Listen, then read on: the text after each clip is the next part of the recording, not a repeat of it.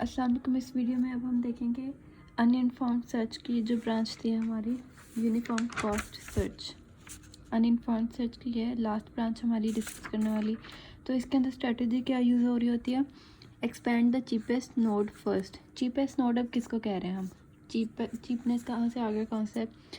अब जो हमारे पास ट्री होगा ना, उसमें हम क्या कर लेंगे, ये गिवन होंगे हमारे पास, हर नोड को कोई ना कोई वैल्यू गिवन होगी, ठीक है। और इसके लिए इम्प्लीमेंटेशन के लिए क्या यूज़ होगा? Fringe is a priority queue.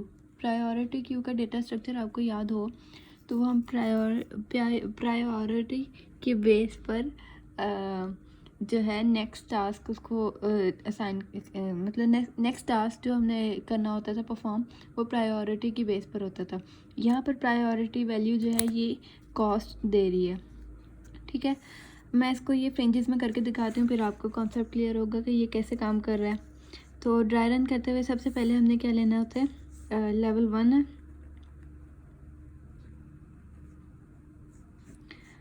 और लेवल 1 के ऊपर हमारा इनिशियल नोड। इस इनिशियल नोड की वैल्यू अब लिख लेंगे हम 0, क्योंकि इसको 0 वैल्यू दी हुई है उन्होंने, कॉस्ट हमारी। फिर जब इसको एक्सपेंड किया, इस वक्त लोएस्ट कॉस्ट इसी के पास है, इसको हमने एक्सपेंड किया तो नेक्स्ट लेवल पर आएंगे, लेवल 2, ठीक है। लेवल 2 पर आए, इसके कितने चाइल्ड हैं सब लिख लेंगे। वैसे ही फ्रिंज बना लेंगे S2D, S2E, S2P, ठीक है।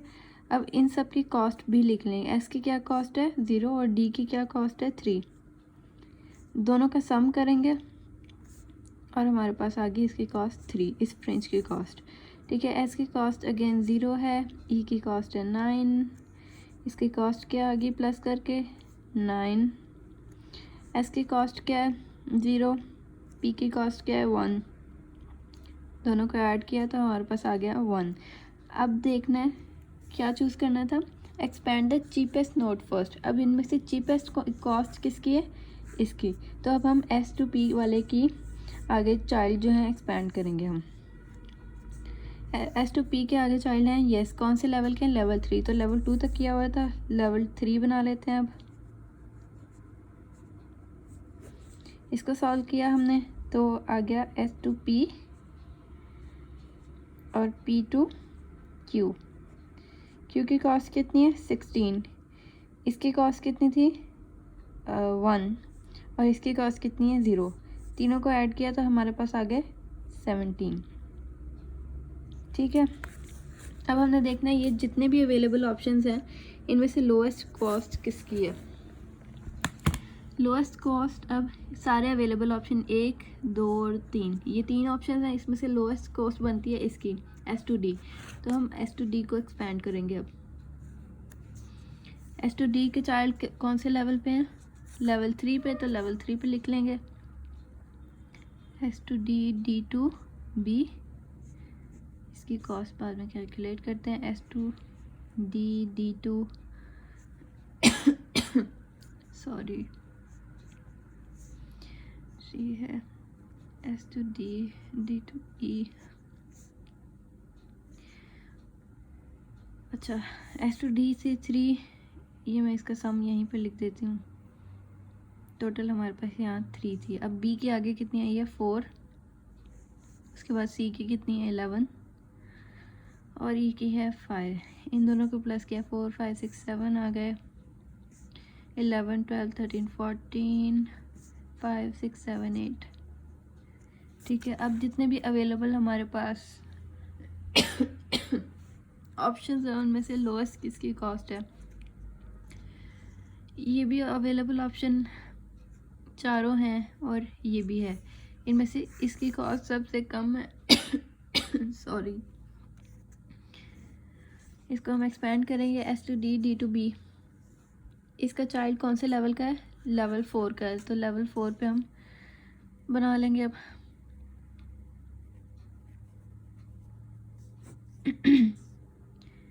S2D D2B और B2A, यस। अब इसकी कॉस्ट कितनी है?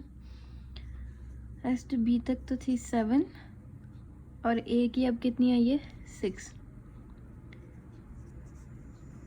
ये कॉस्ट आ गई 13। ठीक है, एक ही चाइल्ड था इसका, उसको हमने कर लिया है। अब देखने जितने अवेलेबल ऑप्शन है उसमें से सबसे छोटा कौन सा है।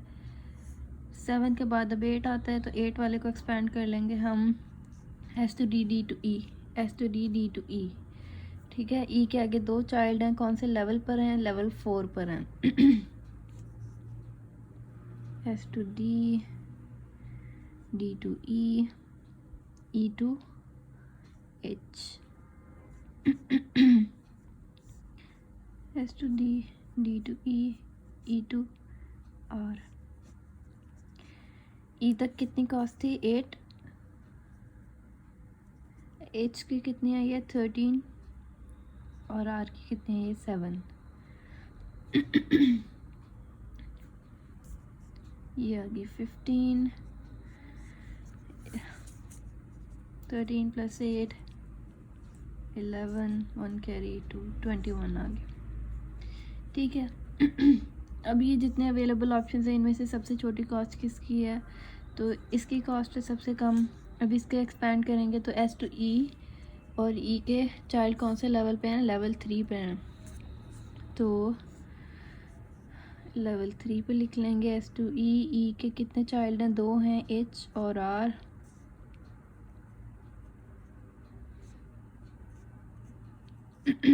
ई तक कितनी थी 9,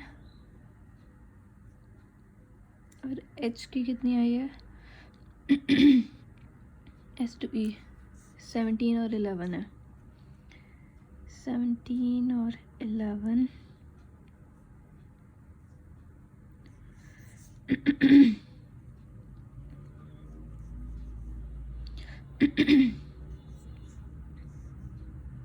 सॉरी, गला ख़राब हो रहा है।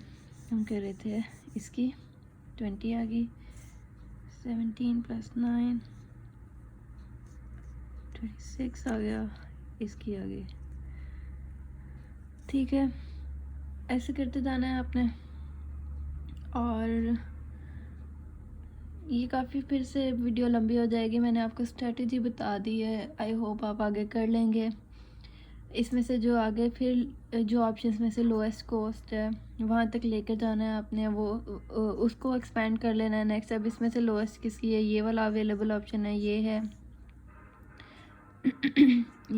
ये है और ये तीनों हैं। इनमें से सबसे छोटा कौन सा है, 13 है आई थिंक, 13 से छोटा कोई है नहीं, 13 ही है। तो अब आप इसको एक्सपेंड करोगे, इसको एक्सपेंड किया, अगेन वही सारा प्रोसेस है, उसकी कॉस्ट जो है वो आपने देख लेनी है कर करके। गोल तक पहुंच गए तो फिर भी ये आगे अपनी सर्च जो है वो करता रहेगा और एंड तक सर्च करेगा। और क्या होगा कि फिर जो इसके पास मल्टीपल जो सॉल्यूशंस इसको मिले होंगे, जैसे एक सॉल्यूशन यहाँ तक है, एक सॉल्यूशन यहाँ तक है, इन दोनों में से कंपेयर करेगा कि इसकी कॉस्ट सबसे कम है, तो वो सॉल्यूशन हमें बता देगा। ठीक है, अब वो सॉल्यूशन जो है अब ऑप्टिमल है कि नहीं है। ऑप्टिमल हो भी सकता है और नहीं भी हो सकता है। ऑप्टिमल किस केस में होगा, ये देखें, अच्छा, what node does UCS expand. अच्छा, ये क्या करेगा, सारे नोट्स को प्रोसेस करेगा। उसके बाद जो है if that solution cost C asterisk and R cost at least epsilon, then the effective depth is रफली इतनी होगी। ठीक है, और फिर ये उसकी टाइम कम्प्लेक्सिटी होगी। ठीक है, और ये एक्सपोनेंशियल में होगी in effective depth. Effective depth अगर मतलब कि इनफाइनाइट तक जा रहा होगा या ज़्यादा डीप हमारा ट्री होगा तो फिर ये इतनी होगी, एक्सपोनेंशियल में चली जाएगी। How much space does the fringe take, तो वो इतनी वो लेगा, स्पेस लेगा, और ये कंप्लीट है कि नहीं। तो assuming best solution has a finite cost and minimum arc cost is positive. हम अगर सिचुएशन तो ऐसी है कि जो हमारा बेस्ट सोल्यूशन जो एग्जिस्ट कर रहा है ना हमारे ट्री के अंदर, अगर तो उसकी कॉस्ट जो है वो तो फाइनाइट हो, पहली कंडीशन। दूसरा ये कि उसके जो बेस्ट सोल्यूशन के हर जो आर्क है उसके ऊपर जो कॉस्ट दी हुई है वो लोएस्ट हो। मतलब कि जैसे ये है, ठीक है। अगर हमें पता है कि ये बेस्ट सोल्यूशन है लेकिन हम ये एल्गोरिदम के थ्रू फाइंड करना चाह रहे हैं, तो ये क्या होगा, ये तभी बेस्ट सोल्यूशन देगा, ये वाला बेस्ट सोल्यूशन काउंट करेगा इफ़ ये जो कॉस्ट इस पे है ये दूसरे सोल्यूशन के कंपैरिजन में कम हो, और दूसरा के ये लिमिटेड जो है लिमिटेड हो, ट्री हमारा फाइनाइट हो, इनफाइनाइट तक चलता रहे, ऐसे केस में वो कंप्लीट नहीं होगा, ठीक है। और ऑप्टिमल है, यस ये ऑप्टिमल है, आगे स्टडी करेंगे उसमें देख लेंगे कैसे ऑप्टिमल है। अगले वीडियो तक के लिए अल्लाह हाफिज़।